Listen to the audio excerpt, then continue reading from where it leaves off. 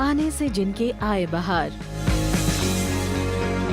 जिनकी खूबसूरती और कातिल अदाओं ने करोड़ों लोगों के दिलों को किया घायल, जिनके बेहद क्यूट हंसी पे सभी है फिदा। तो चलिए सुनाते हैं आपको जेनिफर विंगेट की कहानी।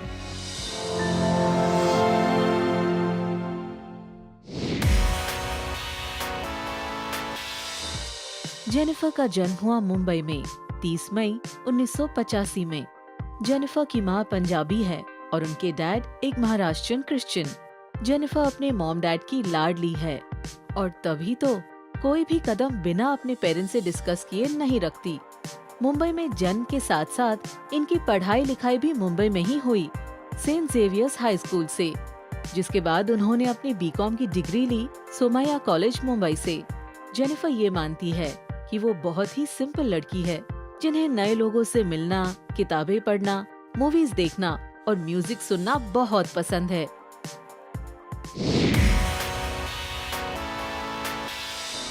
वो अपनी जिंदगी प्लान करके जीने में विश्वास नहीं रखती और शायद इसीलिए जेनिफर ने कभी ये नहीं सोचा कि वो बड़े होकर क्या बनना चाहती है। लेकिन कहते हैं ना, होना तो वही है जो अपने नसीब में लिखा है। तो बस इसीलिए जिंदगी ने उनके लिए ये फैसला कर दिया और जब से उन्होंने होश संभाला तब से वो एक्टिंग की दुनिया में घुस चुकी थी। जेनिफर के करियर की शुरुआत काफी जल्दी हो गई। 10 साल की उम्र में ही पहली बार उन्होंने एक्टिंग की दुनिया में कदम रखा। जेनिफर शायद उन तमाम एक्टर्स में से एक है जिन्होंने दोनों छोटे और बड़े पर्दे पर काम किया है। इनफैक्ट जेनिफर ने तो अपने करियर की शुरुआत ही बड़े पर्दे से की। आप में से काफी कम लोगों को ये याद होगा कि साल 1995 में जेनिफर दिखी थी फिल्म अकेले हम अकेले तुम में। फिर साल 1997 में राजा की आएगी बारात में एक स्कूल गर्ल के रूप में। फिर साल 2000 में फिल्म राजा को रानी से प्यार हो गया और 2003 में कुछ ना कहो में। साल 2014 में जेनिफर ने साइन की उनकी पहली Bollywood film as a main lead opposite Kunal Kohli, जिसका नाम है फिर से। लेकिन अफसोस, फिल्म किसी लीगल मैटर में फंस गई है और अब तक रिलीज नहीं हो पाई। हालांकि जेनिफर भी इस बात से थोड़ी अपसेट हुई थी, लेकिन उनका कहना है कि इस फिल्म में काम करने का एक्सपीरियंस काफी अच्छा रहा और अगर किस्मत ने उनका साथ दिया तो आगे उन्हें और भी अच्छे अपॉर्चुनिटीज मिलेंगे। वैसे फैंस के लिए निराश होने वाली कोई बात नहीं, क्योंकि अगर खबरों की माने तो जेनिफर की अगली बॉलीवुड फिल्म होने वाली है with Zoya Akhtar, opposite Ranveer Singh and Fawad Khan. अब इन तीनों की जुगलबंदी देखना काफी मजेदार होने वाला है and it is definitely going to be worth the wait.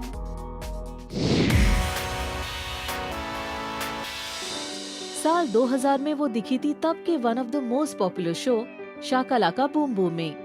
फिर 2001 में वो दिखी कुसुम में। फिर जेनिफर को थोड़ी पॉपुलैरिटी मिली तब जब उन्होंने साल 2003 में प्ले किया स्नेहा बजाज का रोल कसौटी जिंदगी की में। साल 2006 में क्या होगा निम्मो का। साल 2007 में कहीं तो होगा। साल 2009 में जेनिफर ने एक्टिंग से हटकर होस्टिंग में कदम रखा और होस्ट किया देख इंडिया देख और डांस रियलिटी शो जरा नच के दिखा 2। उसी साल जेनिफर ने फिर कुछ नया ट्राई किया by participating in comedy circus 3। लेकिन उनके करियर का टर्निंग पॉइंट तब आया जब उन्होंने प्ले किया डॉक्टर रिधिमा गुप्ता का किरदार in the very popular show दिल मिल गए। वहीं से जेनिफर एक पॉपुलर फेस बन गई और हर दिल में घर कर गई। और फिर साल 2014 में वो हर घर का एक अहम हिस्सा बन गई जब उन्होंने प्ले किया कुमुद का रोल इन सरस्वती चंद्र। उसके बाद उन्होंने लिया 2 साल का ब्रेक, क्योंकि जेनिफर का कहना है कि वो एक ही तरह के रोल्स करके बोर हो गई थी और उन्हें बहू या बेटी का रोल करने में मजा नहीं आता था। और 2 साल बाद 2016 में जेनिफर ने बिल्कुल ही अलग अवतार में कमबैक किया शो बेहद में। और खबरों की माने तो बेहद के खत्म होने के बाद जेनिफर दिखेंगी कलर्स के डेली सोप में ऑपोजिट हर्षद चोपड़ा। अब जब जेनिफर अपने एक्टिंग की शुरुआत के बारे में सोचती है तो एक ही बात बोलती है कि वो शायद एक्टिंग के अलावा कुछ और अच्छे से कर ही नहीं सकती। और उन्होंने अब तक जितने भी प्रोजेक्ट्स में काम किया है सभी को बहुत एंजॉय किया है। यहाँ तक कि वो ये भी कहती है कि उनके पास करियर का कोई बैकअप नहीं है, लेकिन किस्मत ने उनका बहुत साथ दिया।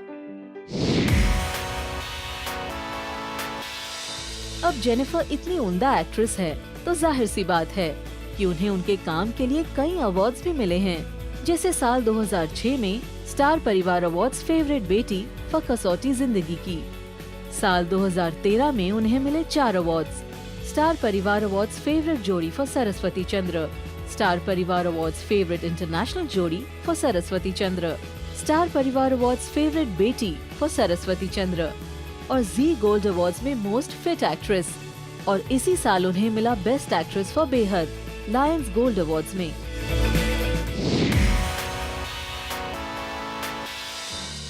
जेनिफर की लव लाइफ सिंपल भी है और कॉम्प्लिकेटेड भी। उन्होंने अपने लव लाइफ में काफी उतार चढ़ाव देखे हैं। करण सिंह ग्रोवर जेनिफर के फर्स्ट बॉयफ्रेंड थे। दोनों की मुलाकात हुई कसौटी जिंदगी के सेट पर, जहां दोनों बहुत अच्छे दोस्त बने। और जब जेनिफर दिल मिल गए का हिस्सा बनी, तब करण और जेनिफर की on screen chemistry real life chemistry में बदल गई और दोनों एक दूसरे को डेट करने लगे। फिर कुछ साल डेट करने के बाद दोनों ने शादी कर ली 2011 में। जेनिफर और करण इंडस्ट्री के one of the most talked about couple थे और कभी भी अपना प्यार दुनिया के सामने दिखाने से कतराते नहीं थे। इनफैक्ट कई इंटरव्यूज के दौरान जेनिफर और करण ने किस भी किया।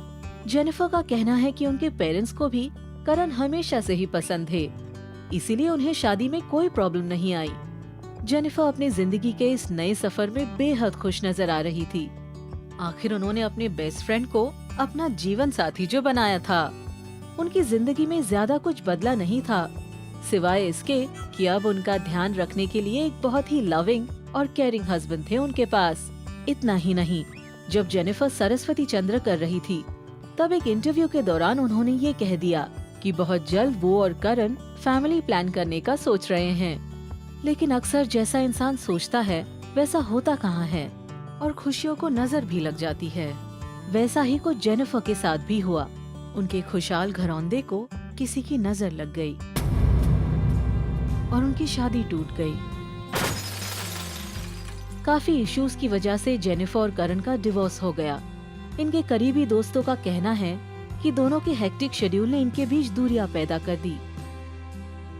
खासकर जब करण ने अलोन की शूटिंग शुरू की बिपाशा बासु के साथ, तब जेनिफर और करण के बीच चीजें और बिगड़ गई और उसी दौरान जेनिफर घर छोड़कर चली गई थी कुछ महीनों के लिए, इसी उम्मीद से कि करण उन्हें मनाने आएंगे और ये काले बादल छट जाएंगे। लेकिन ऐसा कुछ नहीं हुआ। उल्टा करण सबसे ये कहने लगे कि जेनिफर के साथ शादी उनकी सबसे बड़ी गलती थी और वो उनकी दोस्त ही ठीक थी। इतना सब होने के बाद भी जेनिफर का हौसला नहीं टूटा और वो एक ही बात कहती है कि उन्होंने अपनी शादी में 500% दिए, लेकिन कभी कभी कुछ चीजें आपके हाथ में नहीं होती। और 2 साल बाद हो गया इनका डिवोर्स। जो भी हो, जेनिफर आज काफी खुश है अपनी जिंदगी में। इनफैक्ट दोनों ही मूव ऑन कर चुके हैं। करण ने तो दूसरी शादी भी कर ली, जिसकी खबर सुनने के बाद भी जेनिफर के दिल से सिर्फ दुआएं निकली करण और बिपाशा के लिए। कहते हैं ना, किसी के जाने से जिंदगी थमती नहीं, वैसे ही जेनिफर की जिंदगी भी रुकी नहीं। वो आज भी अपने आंखों में प्यार के सपने सजाए बैठी है और अगर खबरों की माने तो वो डेट कर रही है टेलीविजन एक्टर सहबान आजमी को। रिसेंटली एक इंटरव्यू के दौरान उन्होंने प्यार में होने की एक हिंट भी दी मीडिया को। जब उनसे पूछा गया कि क्या वो दोबारा प्यार को अपनी जिंदगी में आने की जगह देंगी, उस पर उनका तुरंत जवाब आया कि किसने कहा मैं प्यार में नहीं हूँ। अब समझदार के लिए तो इशारा ही काफी होता है। वैसे आपको बता दे कि सहबान जेनिफर और करण के कॉमन फ्रेंड हैं। जेनिफर, करण और सहबान की दोस्ती तब हुई थी जब तीनों दिल मिल गए की शूटिंग कर रहे थे। इनफैक्ट सहबान ने दोनों के साथ अपनी दोस्ती बाखूबी निभाई। इवन तब जब दोनों डिवोर्स की कगार पर खड़े थे, वो दोनों के ही सपोर्ट बने और उनका कहना है कि अक्सर रिलेशनशिप्स फेल होते हैं, तो इस रिश्ते के टूटने का इल्जाम किसी एक पर डालना सही नहीं होगा। आज सहबान और जेनिफर काफी अच्छे दोस्त हैं, या कहे शायद दोस्त से कहीं ज्यादा। लेकिन इस वजह से उनके और करण के रिश्ते में कोई आंच नहीं आई। जब सहबान करण और बिपाशा की शादी में नहीं जा पाए, तब इनकी दोस्ती पर काफी सवाल उठे थे और ये भी कहा गया कि सहबान ने जेनिफर की दोस्ती निभाने के चक्कर में करण की शादी मिस कर दी। लेकिन एक इंटरव्यू में सहबान ने ये क्लियर कर दिया कि एक प्रायर कमिटमेंट की वजह से वो करण की शादी अटेंड नहीं कर पाए और जितने अच्छे दोस्त वो जेनिफर के हैं, उतने ही अच्छे दोस्त वो करण के भी हैं। अब सहबान ने तो जेनिफर के साथ रिलेशनशिप में होने की खबरों को झुठला दिया। इनका रिलेशनशिप स्टेटस तो टाइम आने पर ही पता चलेगा। फिलहाल फैंस के लिए तो बस इतना ही काफी है कि जेनिफर छोटे और बड़े पर्दे पर उनको एंटरटेन करती रहे।